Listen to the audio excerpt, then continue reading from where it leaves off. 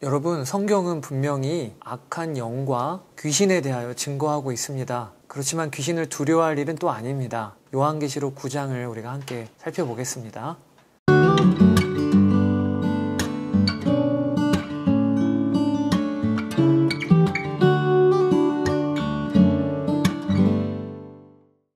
요한계시록 9장에는 5번째, 6번째 나팔 심판이 이어집니다. 첫 번째부터 네 번째 나팔 심판이 자연을 대상으로 벌어진 재앙이라면 5번째, 6번째는 사람을 대상으로 벌어지는 재앙입니다. 5번째 천사가 나팔을 불자 요한은 하늘에서 떨어진 별 하나가 아비소스를 여는 열쇠를 받은 것을 봅니다. 여기 하늘에서 떨어진 별은 여러 해석이 있습니다. 어떤 것은 천사라 하기도 하고 어떤 것은 사탄이라고도 하기도 합니다. 그 부분은 일단 넘기고요. 아비소스는 개역개정에는 무저갱이라고도 나오는데 이 무저갱은 성경의 음부, 또 구약에는 스올이라고 표현이 됩니다. 이것은 바닥이 없는 어두운 구덩이라는 뜻인데 우리가 흔히 말하는 지옥이라고 보시면 되겠습니다. 2절에 보면 아비소스의 열쇠를 받은 천사가 그 문을 엽니다. 그러자 거기에서 큰 용광로와 같은 연기가 올라와서 해와 하늘을 덮습니다. 이 무저갱의 혼란과 어두움이 땅에 임한 것이지요.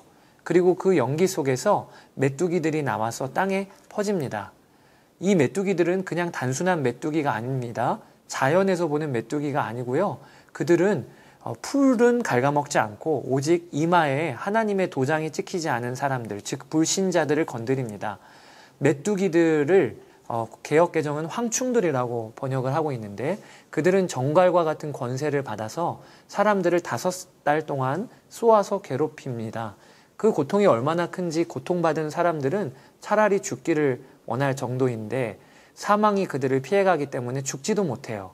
여기 메뚜기는 사탄의 수하들을 가리킵니다. 9장 11절에 보면 메뚜기들의 왕이 있는데 그 왕의 이름은 히브리 말로 아바돈, 또 그리스 말로는 아볼루온이라고 기록됩니다. 이 아바돈은 파괴자라는 뜻인데 사탄을 가리키는 거예요.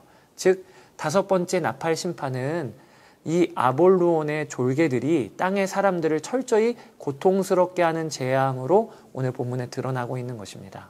여러분, 오늘 본문은 왜 메뚜기 떼를 빗대어 이 귀신적 세력들을 묘사한 것일까요?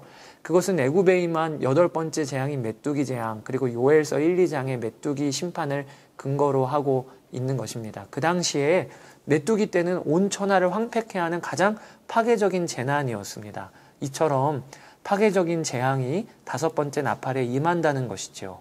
메뚜기들은 5달 동안 사람들을 괴롭힌다고 기록되는데 여기 5달은 문자적으로 딱 5개월만 의미하는 게 아니고요. 팔레스타인에서 메뚜기는 4월에서 8월, 즉 5개월 동안 활동을 하는데 이는 메뚜기가 생존할 수 있는 기간입니다. 즉 귀신도 이 세상에서 제한된 시간 동안 불신자들을 괴롭힌다는 의미로 5달이라고 기록되어 있는 것입니다. 7절에서 10절은 메뚜기의 모습을 묘사하고 있는 환상인데요. 이는 요엘서 1장 6절에서 7절을 근거로 하고 있습니다. 요엘서 1장에서는 이스라엘을 침략하는 바벨론 군대를 메뚜기 떼에 빗대어 묘사하고 있습니다. 이처럼 요한계시록에서도 메뚜기 떼를 무섭게 진격해 들어오는 군대와 같은 세력이라고 이렇게 묘사하고 있는 것입니다. 우리가 꼭 붙잡아야 할 것은요, 이 아비소스의 메뚜기가 이마에 도장이 찍히지 않은 사람, 즉 불신자들을 괴롭게 한다는 것입니다. 이것은 신자들은 전혀 공격하지 않는다는 뜻이라기보다는요, 신자들은 능히 이길 수 있다는 것을 의미하는 것입니다. 예수님의 사람들에게도 악한 영은 역사해요. 그러나 그리스도인들에게 귀신은 이길 권능이 없습니다. 예수님이 이긴 자이시니까요. 이제 6째 천사가 나팔을 붑니다.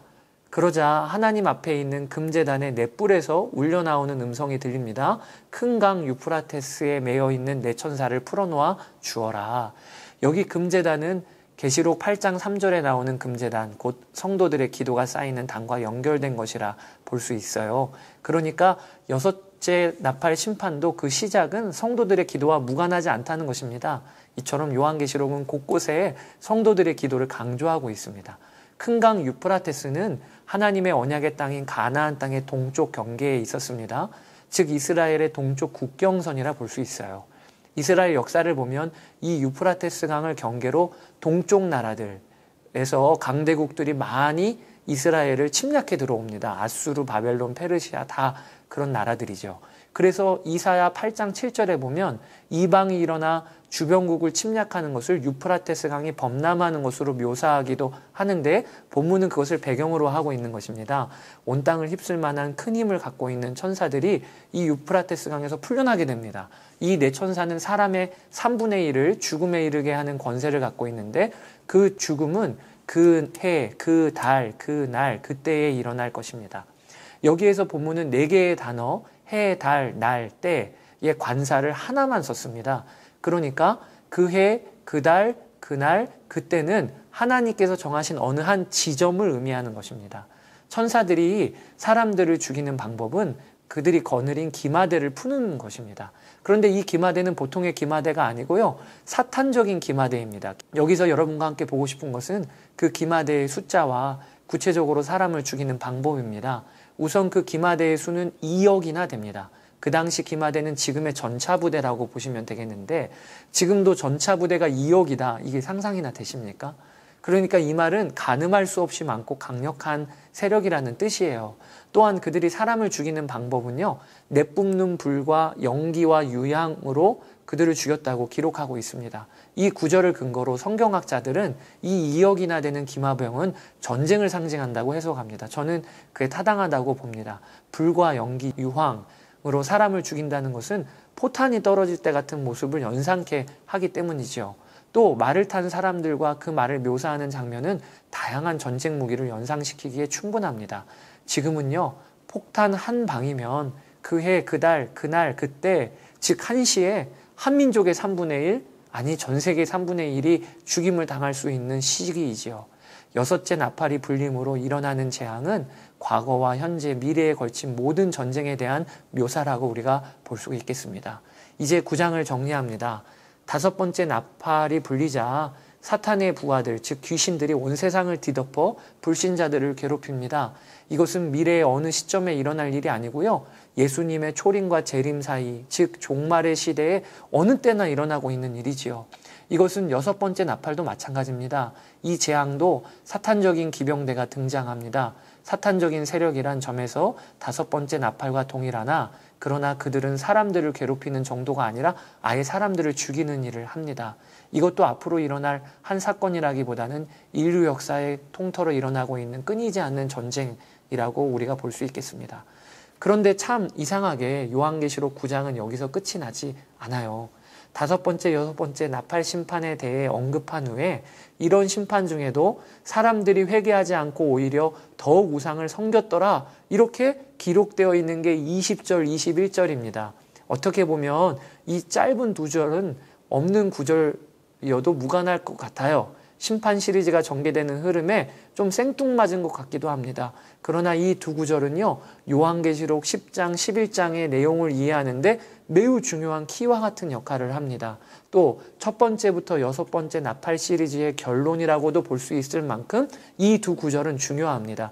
왜 그런지는 내일 요한계시록 11장에 가서 밝히겠습니다. 한 가지만 나누고 마칠게요.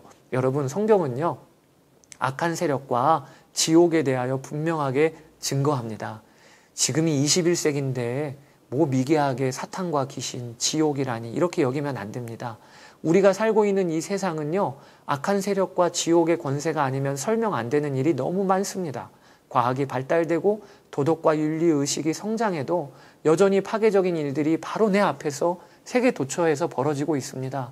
우리 성도는 악한 세력, 또 지옥에 대하여 분명히 알고 있어야 합니다. 지옥이 얼마나 처참한 곳인지 말입니다.